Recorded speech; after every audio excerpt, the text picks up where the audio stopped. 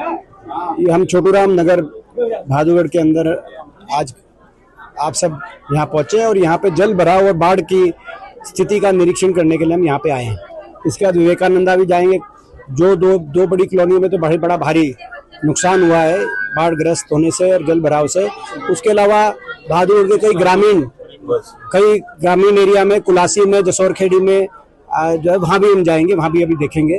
आप शायद वहाँ तक पहुँच जाएं तो आपका वहाँ पे आखिर में भी हमें करेंगे, लेकिन आपको बता रहे हैं कहाँ जाएंगे। पहली बात। दूसरी बात, सत्ता पक्ष और विपक्ष, प्रजातंत्र में दो होते हैं पहलू, और जब कभी आपदा आए तो पहला रिस्पांस सत्ता पक्ष का होता है, और सत्ता पक्ष अगर विफल हो जाए तो जनता की आवाज उठाने की जिम्मेदारी विपक्ष की होती है। यहाँ ये प्राकृतिक आपदा ना होकर हरियाणा के अंदर तो ये प्रशासनिक आपदा है। पूरी तरीके से सत्ता पक्ष की तरफ से कोई, सरकार की तरफ से कोई तैयारी नहीं की गई। हाँ, एक एक करके सारी कोई तैयारी नहीं की गई। पहली तो बात होती है तैयारी। पहला साल है जिसमें मुख्यमंत्री, जो हमारे मुख्यमंत्री बिल्कुल विफल मुख्यमंत्री साबित हो गए, उनकी दौड़ कहीं और से चलती है। उन्होंने फ्लड कंट्रोल बोर्ड की बैठक ही नहीं ली। हरियाणा में पहली बार हुई, नहीं तो फ्लड कंट्रोल बोर्ड की बैठक होती है, समय से तैयारियां की जाती है, ड्रेनों की सफाई होती है, जहां एम्बैंकमेंट की जरूरत होती है वहां पे ड्रेनों की जो है अपना एम्बैंकमेंट होते हैं, किनारे मजबूत करने का नाम एम्बैंकमेंट वो कहते हैं इंग्लिश में, तो वहां पे तैयारी की। तो सारी चीजें होती है इस फ्लड कंट्रोल में। इस साल कोई फ्लड कंट्रोल बोर्ड की बैठक नहीं की गई। ड्रेनों की, नदियों की कोई सफाई नहीं की गई, जो हमारी सीजनल नदियां थी, ड्रेन थी।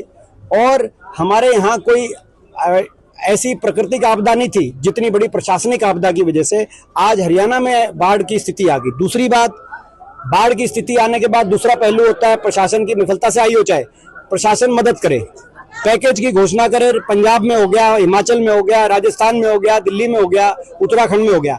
हरियाणा में विशेष पैकेज की कोई घोषणा ही नहीं की गई, ना केंद्र सरकार की तरफ से, ना प्रदेश सरकार की तरफ से भी नहीं की गई। कल प्रधानमंत्री जी ने भी जो सेंटर लेवल से करी है उसमें भी हरियाणा का जिक्र नहीं आया। आज आप देखो कितनी विडंबना है। एक तरफ पंजाब में प्रति एकड़ 20,000 मिनिमम मुआवजा मिल रहा है, उससे ज्यादा 20,000 प्रदेश सरकार देगी, बाकी सेंटर से जितनी। हरियाणा में कैप लगा दिया 7,000 से लेकर और 15,000, जबकि उत्पादन किसान दोनों जगह के बराबर करता है, जहां पे किसान की खेती की जमीन का हुआ। हरियाणा में कहीं जो घरों का नुकसान हुआ है, गरीब आदमी के घर इसमें सबसे ज्यादा प्रभावित है, चाहे गांव में हो चाहे शहरों की कॉलोनियों में हो। घरों को लेकर कोई बड़ी घोषणा पैकेज की, भाई जिसके घर में नुकसान हुआ है, किसी के तरेड़ आई है, किसी के सीलन आई है, इतना दिया जाएगा। सर्वे करके तुरंत हमारी मांग है कि घरों को नुकसान दिया जाए। और छोटा दुकानदार भी, आप यहाँ पे अगर दुकानदारी मार्केट में आप जाते हुए पूछ के जाना, छोटा दुकानदार भी पिछले 10 दिन से और 15 दिन से उनकी भी बिक्री बिल्कुल ना के बराबर। तो दुकानदार का भी नुकसान हो का पूर्ति की जाए, घरों के नुकसान की पूर्ति की जाए। किसान की जहाँ फसल खराब हुई है वहाँ भी मिनिमम हमारी मांग है 60,000 से 70,000 रुपये एकड़, क्योंकि 1 लाख तक का भी नुकसान हुआ है। क्योंकि यहाँ ऐसे भी गाँव हैं जिसमें ये फसल नहीं, अगली फसल की भी कोई उम्मीद नहीं की जा सकती। तो सरकार अति असंवेदनशील सरकार साबित होगी। मुख्यमंत्री जी केवल हंस के सारी टाल कर देते हैं, गुप्त दौरे कर रहे हैं मुख्यमंत्री। मेरा ये आरोप है। नायब सैनी जी ने 1-2 जगह जहाँ बाढ़ देखी हरियाणा में, जैसे हांसी आए थे, और प्रशासन को भी नहीं बताया कौन से गांव में। प्रशासन ने आखिर में एक गांव में जो चले जाते हैं, बाद में एक सोशल मीडिया पे फोटो आते हैं, इस गांव में होकर चले गए, क्योंकि उनको डर है कि अगर वो जनता के बीच में जाएंगे तो कितना बड़ा आक्रोश जनता का सामना करना पड़ेगा। मैं भादुगढ़ की बताऊं आपको, यहाँ पर आप देखो 1 मिनट में कितने हजारों की पब्लिक इकट्ठी होगी। 1 मिनट में आते ही हमारे पास 5-10 मिनट से ज्यादा नहीं।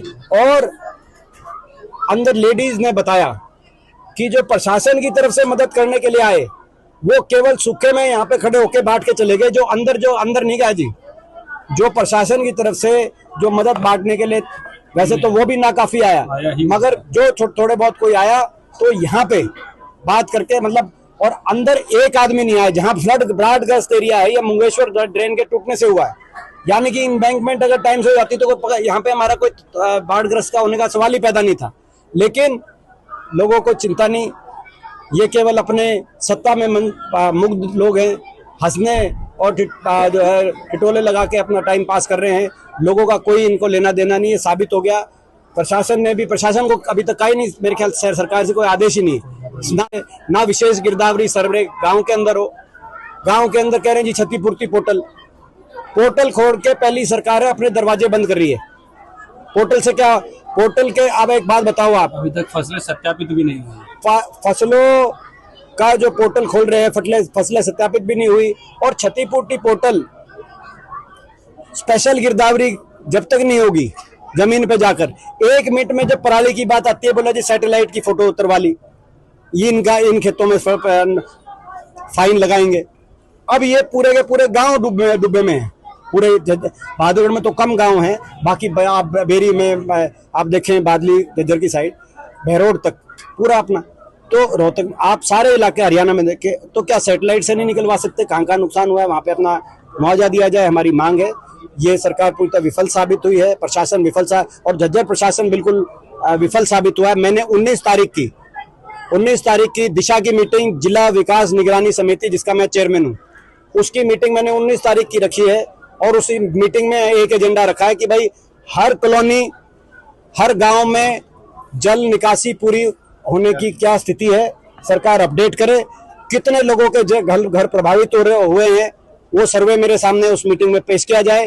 कितने खेतों का नुकसान हुआ है, कितने एकड़ में, कहाँ कौन से गांव में, वो सारा ब्यौरा डीसी, आपके माध्यम से मैं कहना चाहता हूँ, डीसी के माध्यम से वो ब्यौरा मेरे सामने दिशा मीटिंग में रखने का काम प्रशासन करे और कितनी मदद की जा रही है। अगर ये नहीं करते 19 तारीख को, तो हमें सड़कों पे आके लोगों की लड़ाई लड़नी पड़ेगी, फिर हम खुद अपना सर्वे कराएंगे। अगर ये नहीं करेंगे 19 से सर्वे, और जो जिला निगरानी में बैठक होगी विकास की, उसमें मेरे सामने ये तथ्य नहीं रखे जाएंगे, तो मैं चेतावनी देता हूँ सरकार को, 20 तारीख से हम सड़कों पे आएंगे, हम खुद सर्वे कराएंगे और फिर उन सर्वे करा के जहाँ जहाँ नुकसान हुआ है उनकी मदद के लिए विपक्ष की तरह सड़क से लेकर सदन तक लड़ाई लड़े। सर, आप कह रहे हैं प्राकृतिक आपदा नहीं प्रशासनिक आपदा है, तो क्या प्रशासनिक अधिकारियों की जिम्मेदारी तय नहीं होनी चाहिए कि कौन जिम्मेदार है ड्रेनों की सफाई ना होने की? भाई यही तो बात हो रही है, जिम्मेदार प्रशासन, जिम्मेदार सरकार, और जो मुख्यमंत्री हैं वही जिम्मेदारी नहीं ले रहे, क्योंकि वो उनकी मानते हैं, सत्ता के सारे प्रशासन मानता है कि डोर दिल्ली में किसी और के पास है, तो वही उनको ही जिम्मेदार, प्रशासन ही नहीं मान रहा कि मुख्यमंत्री जिम्मेदार है। वो सोचते हैं दिल्ली में कहीं और कोई बैठा है, उनके पास सत्ता की डोर है, वहां वो जिम्मेदार है। इसीलिए हरियाणा का ये जो पिछला 1 साल गया, वैसे तो 10 साल की सरकार में हरियाणा बड़ा नुकसान हुआ, कोई विकास का काम हुआ नहीं, विकास की पटरी से उतरा हरियाणा, लेकिन इस 1 साल के अंदर तो पूरी तरीके से ये विफल सरकार, सैनिक सरकार नायब सिंह जी की ये साबित हुई है और आज लोगों को भुगतना पड़ रहा है।